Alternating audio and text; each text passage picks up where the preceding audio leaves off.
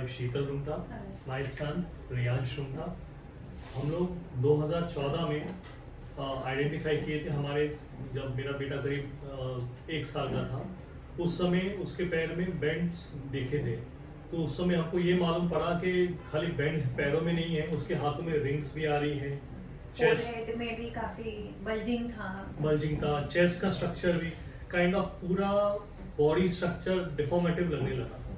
तो सबसे पहले मेरे पेरेंट्स ने बताया था ये इशू ऐसा, हमको उसमें यकीन नहीं हुआ।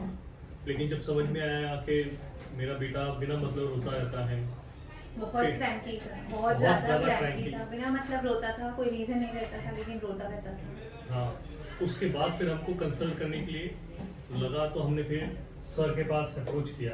मेरा रेफरेंस किसने किया था आपको? मनीष भंडारकर, हाँ, पीडियाट्रिशियन सर। Pediatrician। उन्होंने आपका रेफरेंस दिया था। तो जब सर का भी रेफरेंस मिला था, सर ने हमको एक्चुअली उस समय लाइक सिंस सन का प्रॉब्लम इतना ज़्यादा था, तो एक बार मेरे मन में था कि नहीं सिर्फ विटामिन डी, जो सर ने पहले तो एक्सरे करके D3 प्रिस्क्राइब किया था।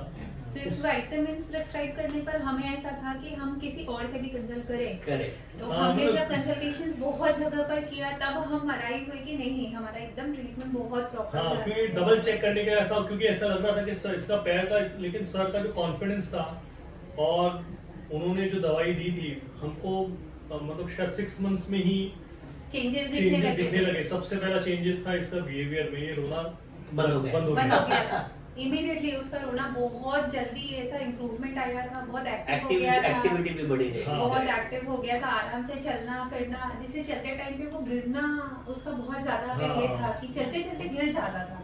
आई थिंक जब भी हमने ट्रीटमेंट स्टार्ट किया था तो भी पैर में बेंड्स भी काफी बहुत ज्यादा थे, काइंड ऑफ बोन स्ट्रक्चर था। शूज के नॉर्मल साइज उसे फिट नहीं आते थे, उसके लिए थोड़े इंलार्ज में शूज के थोड़ा ज्यादा हाई नंबर के शूज हमें लेना पड़ता था, उसके लिए जो फिट आते थे। करेक्ट। आई थिंक मैंने तभी बताया था कि विटामिन D3 की डेफिशिएंसी है और वो आई है सनलाइट एक्सपोजर न मिलने के कारण। तो हमने फिर पहले विटामिन D3 का सप्लीमेंटेशंस किए। तो एक्चुअली क्या होता है कि ये ग्रोथ एज में होने वाला इश्यू है। सही बोल रहे हो। ग्रोइंग एज में अगर D3 की डेफिशिएंसी जो फेज में आ गई, जैसे ये बोइंग फेज रहता है 0 to 2 का, इसमें अगर डेफिशिएंसी आ गई तो ये बोइंग परसिस्ट होता है। और 2 to 4 का एज ग्रुप रहता है वाल्गस नॉकिंग में, उसमें अगर D3 की डेफिशिएंसी आ गई तो वो नॉकिंग फेज में ही परसिस्ट रहता है और करेक्शंस होते नहीं। तो इसका वो फेज में था। तो D3 जैसे हमने सप्लीमेंटेशन चालू किया, वो बोन्स अच्छे से ग्रो होने लगे और फिर उनमें स्ट्रेंथ आई और फिर over a period of time जो रिकवरी आपको दिखी। बट ड्यूरिंग ये ट्रीटमेंट का फेज में जो ऑलमोस्ट आई थिंक 1 साल के लगभग हमें पूरा ड्यूरेशन रहेगा।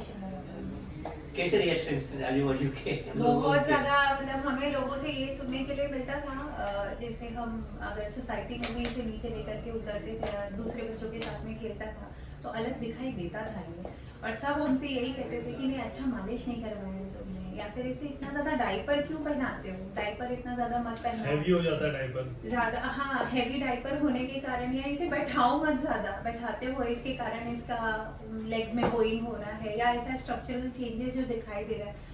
यूजुअली लोगों को ये चीज समझ में नहीं आता है कि ये कोई डेफिशिएंसी है, ये ट्रीटेबल है, इसके लिए प्रॉपर डॉक्टर चाहिए, प्रॉपर इसके लिए गाइडेंस चाहिए जो फॉलो भी करना पड़ता है। बहुत टाइमली हमने, जैसा सर ने हमसे कहा कि इस टाइम पे आना है या फॉलो अप के लिए ये टाइमिंग है, हमने बिल्कुल वैसा ही फॉलो किया। जैसे मेडिसिन उन्होंने प्रिस्क्राइब किए हमने बिल्कुल टाइमली वो सब मेडिसिन दिए।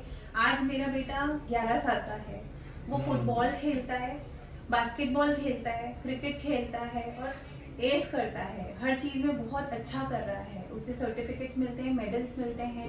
वी आर प्राउड कि आज वो हमारे लिए, मतलब अब हम उसके लिए एथलीट भी वो बन सकता है, हम ये चीज सोच सकते हैं। All thanks to you. हम इसके लिए बहुत ग्रेटफुल का सपोर्ट गाइडेंस। हम लोग को बीच में कितनी क्वेरीज रहती थी, लाइक मैं एडहॉक बेसिस पे सर को बहुत बार कॉल भी किया हूँ फोन पे, एंड सर ने प्रॉम्प्ट रिस्पांस भी दिया है and he has helped us in the entire journey. कभी भी ऐसा लगा नहीं कि we did not have support, like he had the back for us. So I would recommend every parent, अपने बच्चे में अगर आपको कोई भी ऐसे सिम्टम्स दिखे उसको अननोटिस मत करो, डू कंसल्ट डॉक्टर। जैसे सर बताते हैं वैसे करेंगे, it will help you not only in his childhood, जब वो आपका बच्चा बड़ा होगा उसके लाइफ के लिए भी बहुत इंपॉर्टेंट है।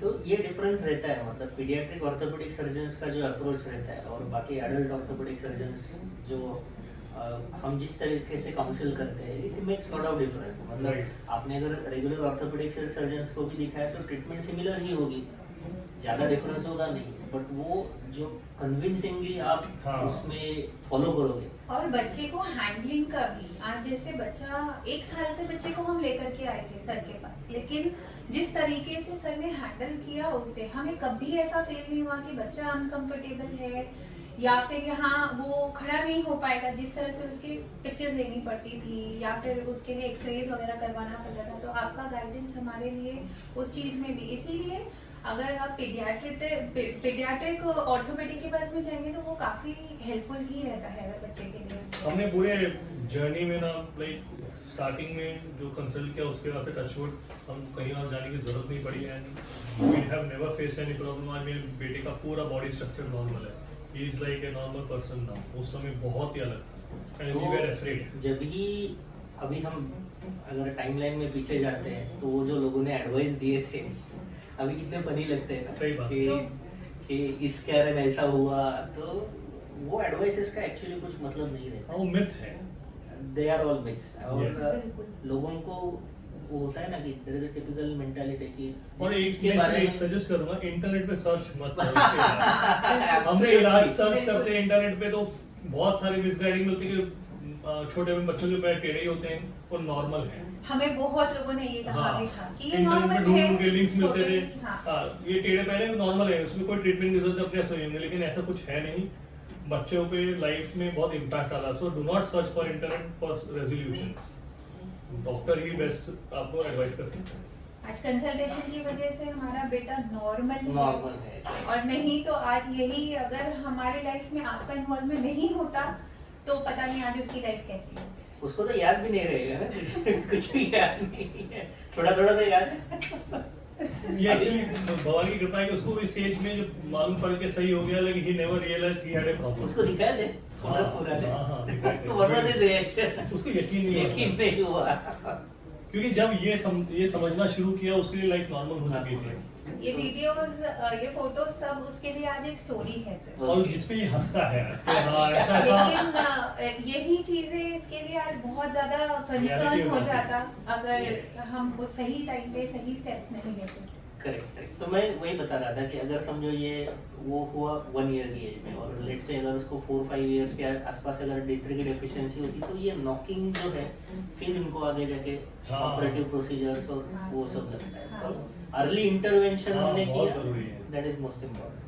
तो इसके लिए follow the advice of the doctor, he is the best guide for you and he will not misguide you and he will suggest you the right way, जिससे आपका बच्चा बिना प्रॉब्लम्स के सही हो सकता है। सर्जरी तो छोड़िए, एक इंजेक्शन की भी हमें कभी जरूरत हाँ। नहीं पड़ी।